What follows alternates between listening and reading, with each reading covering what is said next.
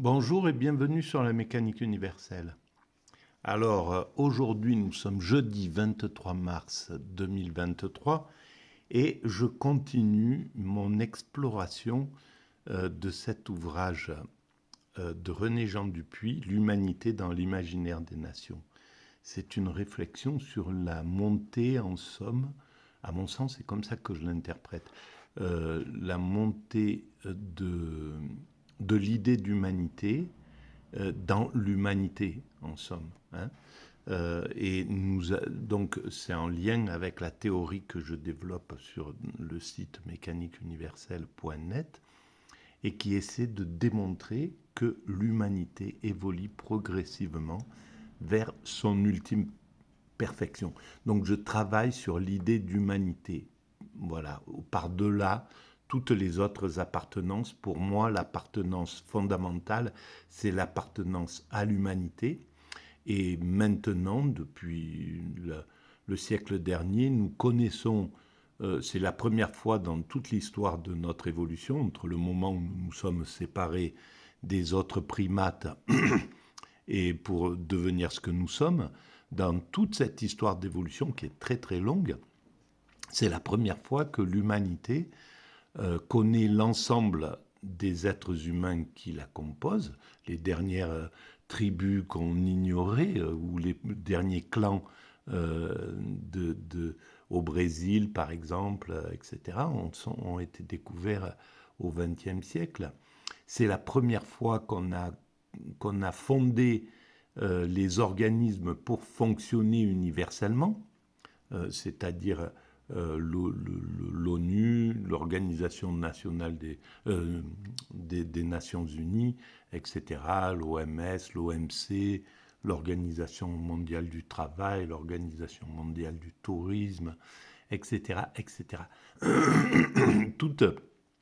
Donc on a les structures, effectivement, elles ne fonctionnent pas encore correctement, on est encore dans, dans une évolution inconsciente, donc par antagonisme, en utilisant l'antagonisme, bien souvent. Bien sûr, il y a aussi l'évolution, il y a aussi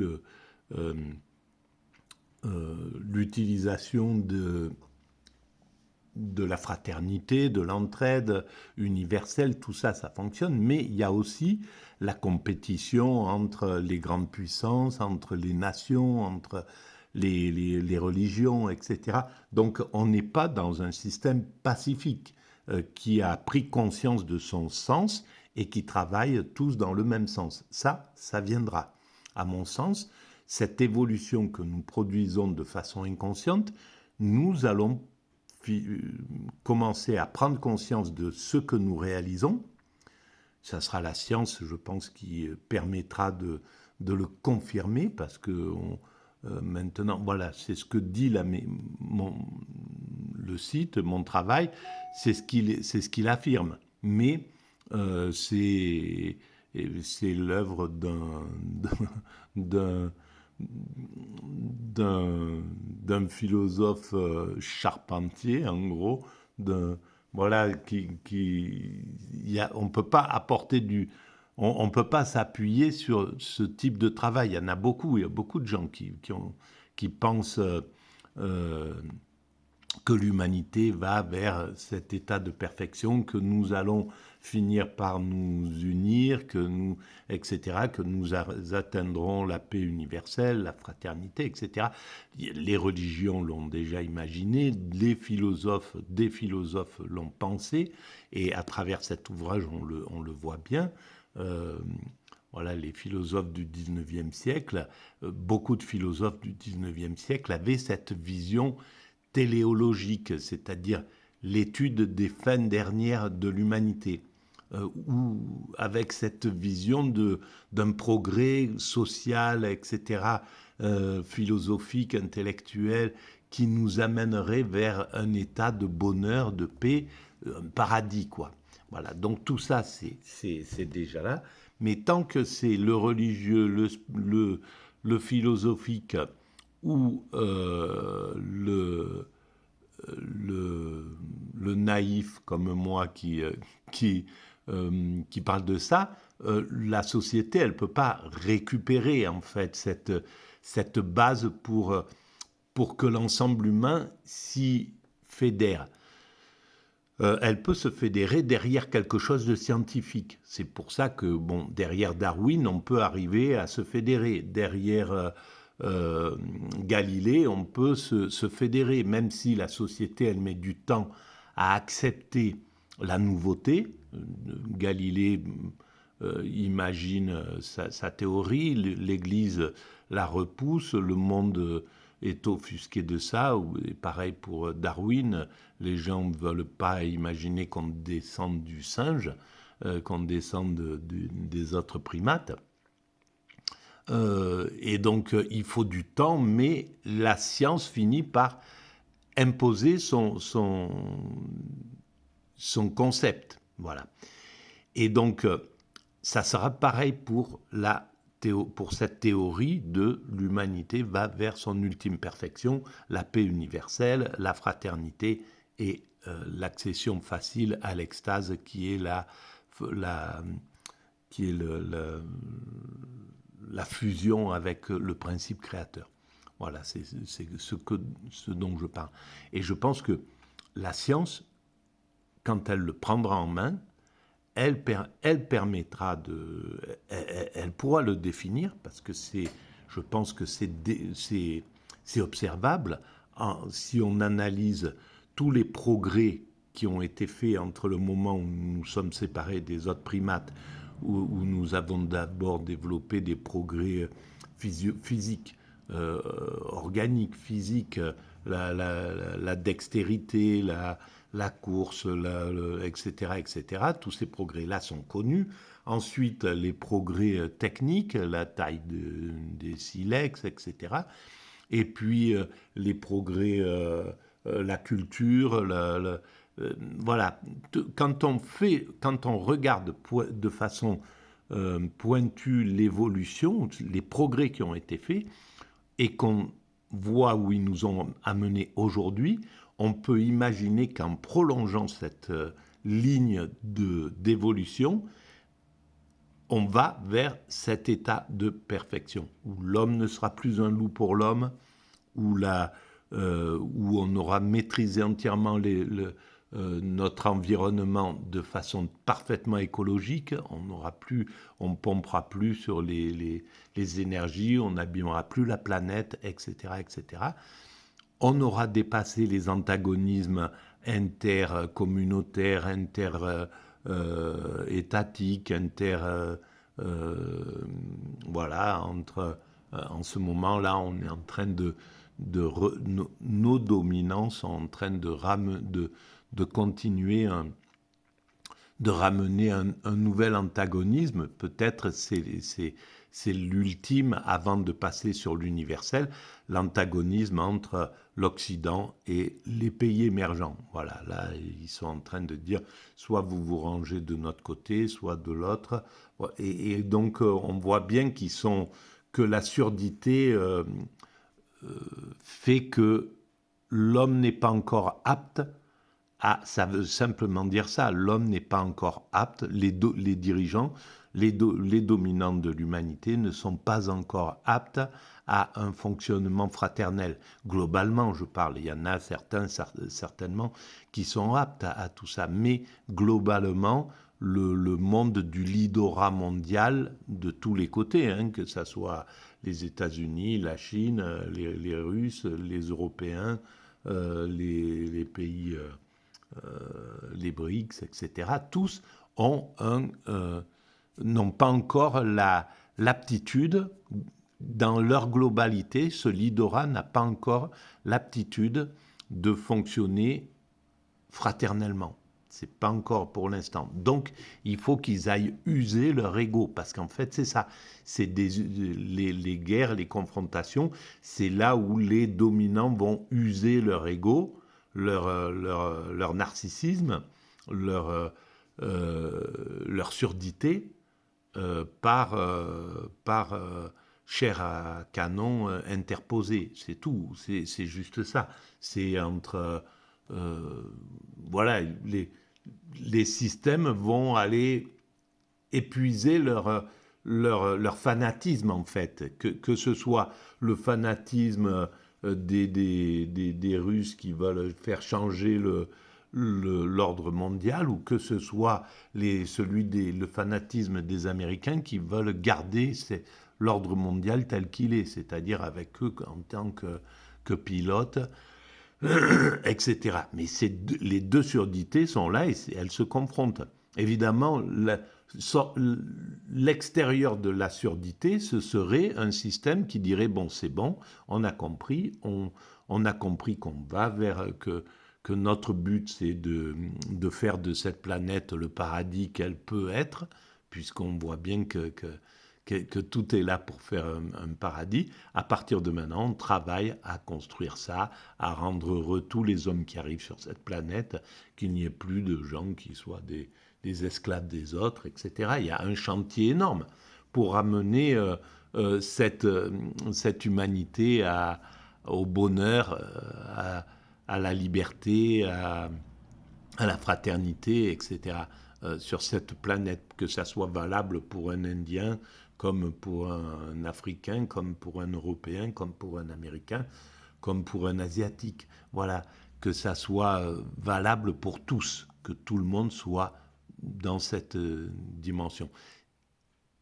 Il y a un travail considérable. Mais pour l'instant, ça n'est pas possible. On voit bien que c'est trop compliqué d'y aller par la conscience, par l'intelligence. On voit bien que par la douceur, en somme. Et donc, c'est par la violence que ça se réalise. Voilà. C'est comme ça que ça se passe dans l'évolution de l'humanité. Alors, je reprends mon chemin de lecture.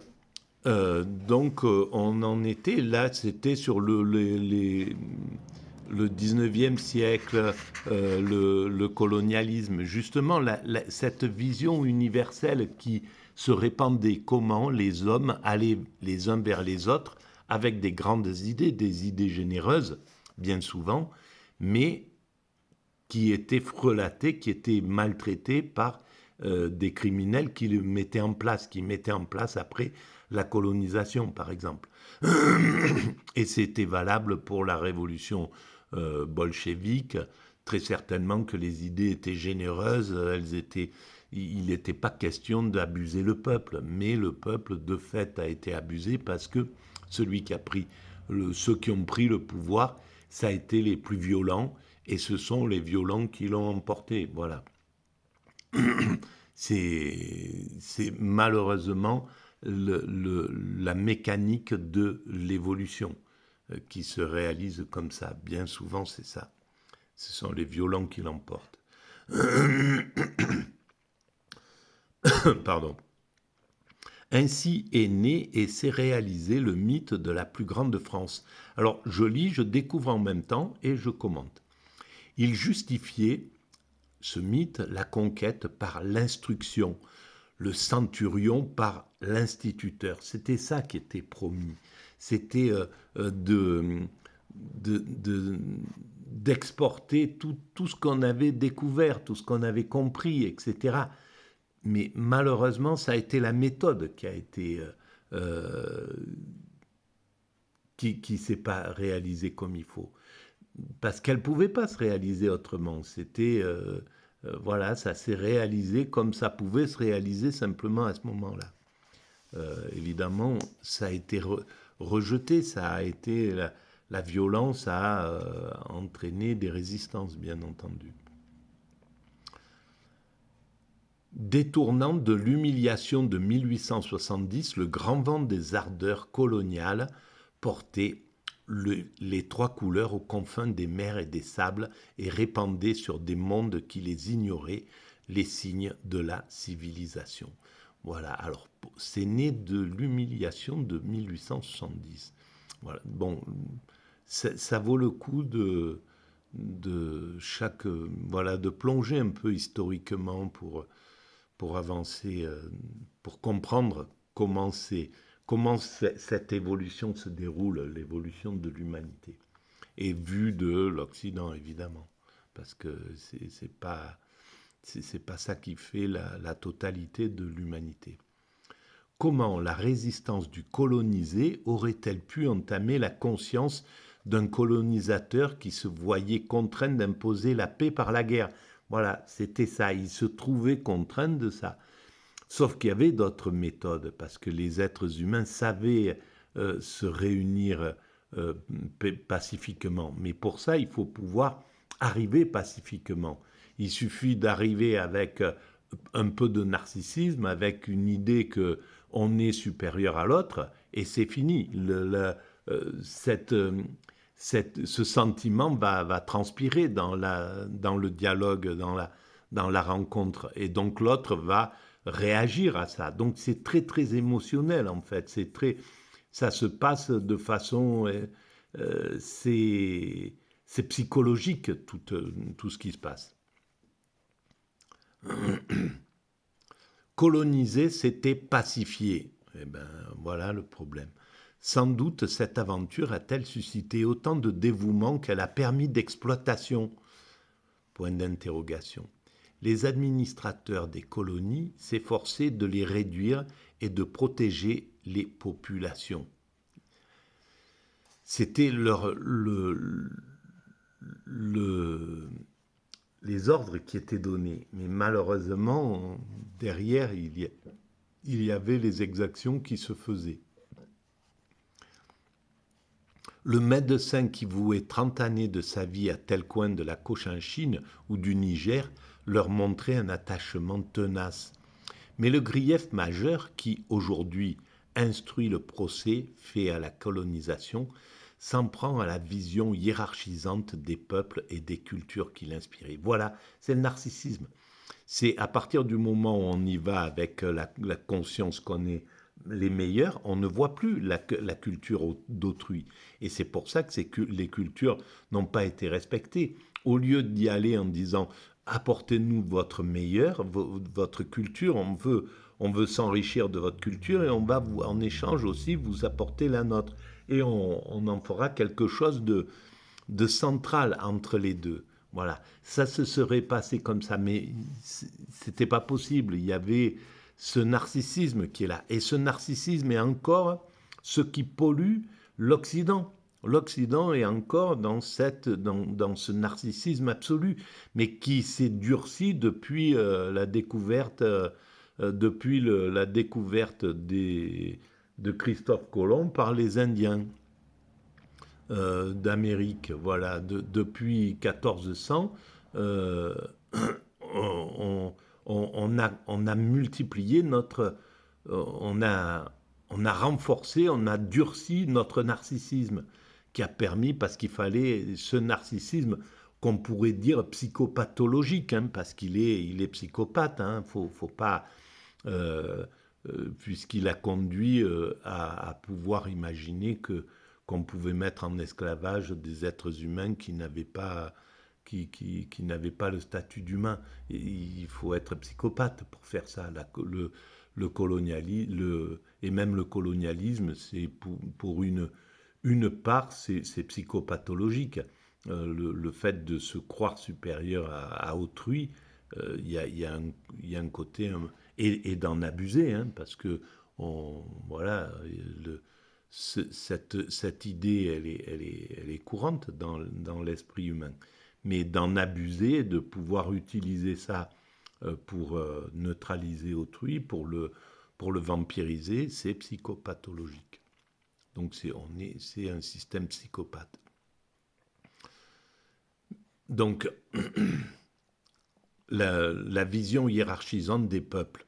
Dès 1874, l'économiste Paul Leroy-Beaulieu définissait une idéologie impériale à finalité civilisatrice et lui assignait une portée universaliste pour le progrès de l'humanité.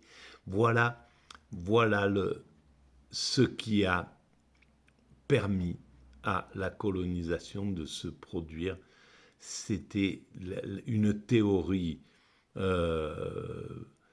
pacifiste, une théorie généreuse, et puis derrière une réalité terrible. Cette idée de promotion a assuré d'une promotion à assurer, anime le discours de Jules Ferry. Le 28 juillet 1887, il s'écrie devant la Chambre des députés: « Il faut dire ouvertement que les races européennes ont un devoir vis-à-vis des races inférieures. » Voilà. À partir de là, et c'est quand même incroyable, c'est là où on voit l'archaïsme dans lequel la conscience humaine était encore baignée encore, et elle y baignait d'une force inouïe. Et là, on sort de cette idée-là. D'abord, on a écarté l'idée de race, c'est une bénédiction pour l'humanité, et on commence à faire tomber tous les sentiments intimes, là, tous les instincts de supériorité interraciale. Voilà. Et ce même Jules Ferry qui a répandu l'école publique. Donc, dans le même homme, il y a tout ça. C'est ça qui est incroyable dans l'humanité. On retrouve du racisme chez Churchill, on retrouve du racisme chez... enfin bref, et on retrouve du racisme dans les propos de nos dirigeants, inconsciemment, sans le vouloir. Ils ont un sentiment de supériorité qui amène cette idée de racisme. C'est quelque chose qui est profondément inclus dans l'instinct humain. Pas dans l'instinct, mais dans la conscience humaine, parce que c'est sorti de l'instinct grâce à Dieu. Mais c'est dans la conscience humaine, dans nos tendances. Et une tendance, on peut la modifier. On ne peut pas modifier un instinct. On peut modifier une tendance. Et c'est pour ça que grâce à notre évolution, en faisant passer nos instincts sur des tendances, on peut les faire évoluer. Et nul doute qu'on arrivera à rendre, à mondialiser l'idée qu'on est tous égaux, qu'il n'y a pas de différence. On arrive à mondialiser le Coca-Cola, à mondialiser Madonna et Michael Jackson. On peut très bien mondialiser une vision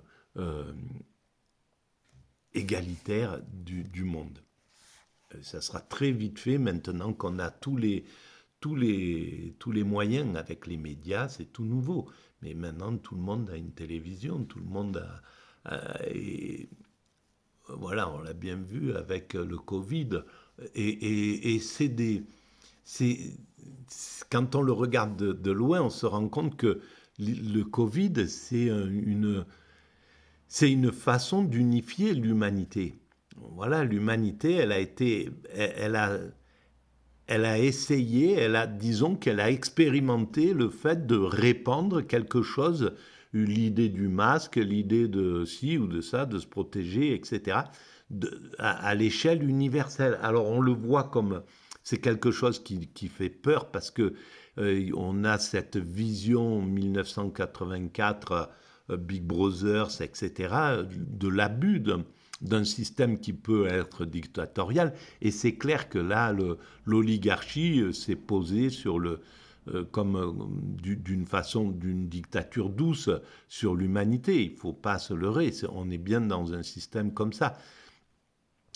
Qui dit pas son nom, mais c'est pas lui qui va l'emporter, c'est juste parce qu'il n'y a pas d'autre moyen. Mais au final, c'est le bien qui l'emporte dans toutes les... Et même quand une dictature pure et dure s'impose, comme celle du nazisme, et ben, quand l'humanité le décide, elle la fait gicler aussi vite qu'elle s'est imposée. Voilà, donc c'est juste des façons d'évoluer, c'est tout. Et donc, alors, le devoir de civiliser les races inférieures. Est-ce que quelqu'un peut nier qu'il y a plus d'ordre matériel et moral, plus d'équité, plus de vertu sociale dans l'Afrique du Nord depuis que la France en a fait la conquête. Eh bien, c'est là où on revient maintenant sur nos pas. On commence à comprendre que l'organisation tribale a des choses extraordinaires que l'humanité devrait aller chercher, etc., etc. Bien sûr qu'il y a des choses à dépasser, mais il y a des choses à dépasser en Occident. De la même manière, on n'a pas de voilà, on n'a pas de leçons à donner sans en recevoir en somme. Qu'on en donne et ça peut se faire dans la mesure où on accepte d'en recevoir. Sur cette même Algérie, Jean Jaurès, dans une conférence prononcée à Albi en 1888, tenait un propos analogue. C'est incroyable quand même, parce que même Jean Jaurès, en 1888, c'est ça le truc, c'est qu'il était jeune là. Il faut que les écoles françaises multipliées ou non, où nous appellerons l'indigène, viennent au secours des colons français dans leur œuvre difficile de conquête morale et d'assimilation. Il y en a en ce moment en Algérie qu'une multitude vaincue et 1000 conquérants. Il n'y aura là un vrai peuple et une autre France que par une large diffusion de la langue française. Voilà le souci. C'était valable si en disant, eh bien, en même temps, il faut que on apprenne la langue arabe, euh, la philosophie arabe, la spiritualité arabe. Voilà, on fait 50-50 et c'est comme ça qu'on... Et un respect absolu des mœurs et des façons de penser, des façons de vivre, etc. Montrer qu'on n'est pas en dominateur, mais qu'on est en fraternel, en fraternité. Et on avait sur le fronton la fraternité qui était déjà posée. Elle n'a pas joué son rôle. Nos indigènes, Jaurès, alors le mythe de l'Algérie française prenait sa source dans la conviction qu'elle se réaliserait par la diffusion de l'instruction, étant entendu que ceux à qui elle serait donnée sont parfaitement aptes à la recevoir. Jaurès ajoutait « Nos indigènes sont loin d'être sots ». En 1925, encore Léon Blum déclarait à la Chambre. Et alors, c'est là où, par exemple, pardon, mince. Donc, c'est là où on peut voir à quel point il y a un mépris et comment on est passé au travers de tout ça. La culture arabe à l'époque était d'une sophistication incroyable, et c'est pourquoi, en fait, c'est toujours le plus sophistiqué qui se fait avoir par le plus brut, le plus brutal. En réalité, si on a réussi à coloniser, on a réussi à coloniser, bien sûr, parce qu'on avait sophistiqué des armes. D'abord, ça montrait bien que notre état d'esprit, il était juste guerrier, il n'était pas il n'était pas lié à l'art ou à la spiritualité. Alors que dans les pays justement colonisés, ils étaient déjà en avance sur l'art de vivre. Il suffit de vivre, de passer du temps dans un riad pour voir à quel point c'est le système le plus intelligent, voilà, à vivre, quoi. Bon, bref, et puis on peut voir toute la culture qu'il y avait, et les artistes s'y sont pas trompés avec l'orientalisme quand ils sont allés, quand ils ont suivi justement les guerriers, hein, il y avait les artistes qui allaient là-bas, ils ont vu à quel point la culture était sophistiquée, était sensible, etc., aussi sensible que la spiritualité, et à quel point la spiritualité était présente. En fait, c'est le peuple le moins spirituel qui vainque les peuples les plus spirituels, tout simplement parce qu'ils sont plus méchants. C'est tout. ils sont plus impitoyables. En fait, c'est le plus impitoyable euh, qui, qui arrive à vaincre le plus doux. Voilà. Donc il n'y a aucun, il n'y a pas, on ne peut pas se gargariser de ça. L'Occident ne peut pas se gargariser d'être des tueurs.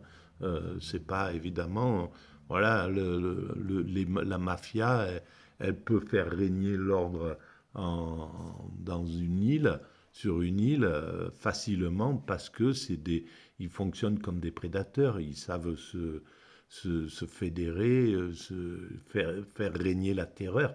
Est-ce qu'ils sont supérieurs à la population qu'ils oppriment? Jamais. Voilà, donc c'est juste les plus barbares qui l'emportent. Et ça, c'est très important de comprendre ça. C'est ce qui fait qu'aujourd'hui, le système dominant, c'est le système le plus barbare. C'est tout, même s'il est plus intelligent, même s'il a plus de moyens de créativité ou des choses comme ça. Mais c'est le plus barbare quand même qui l'emporte, comme d'habitude. En 1925, encore, Léon Blum déclarait à la Chambre: nous admettons le droit et le même devoir des races supérieures d'attirer à elles celles qui ne sont pas parvenues au même degré de culture et de les appeler au progrès réalisé grâce aux efforts de la science et de l'industrie. Je vais arrêter là pour cette vidéo, mais bon, voilà, on voit à quel point c'est très important en fait que je sois tombé sur cet ouvrage parce que ça permet de vraiment éclairer tout ce que j'ai déjà écrit tout ça sur la mécanique universelle, mais sans en comprendre tout à fait l'historicité réelle. Et là, ça me permet de vraiment éclairer les choses. Voilà, je vous remercie de votre écoute. Ces vidéos sont longues, je suis désolé, je ne sais pas comment faire autrement. Et bon, voilà, donc ce qui fait qu'elles ne sont pas tellement vues, tellement... Il y a très peu de gens qui les voient. Mais elles feront leur travail, je pense, d'une manière ou d'une autre. Voilà, si vous les appréciez, vous pouvez les soutenir en mettant un petit pouce, en vous abonnant et en les diffusant. Merci, à bientôt.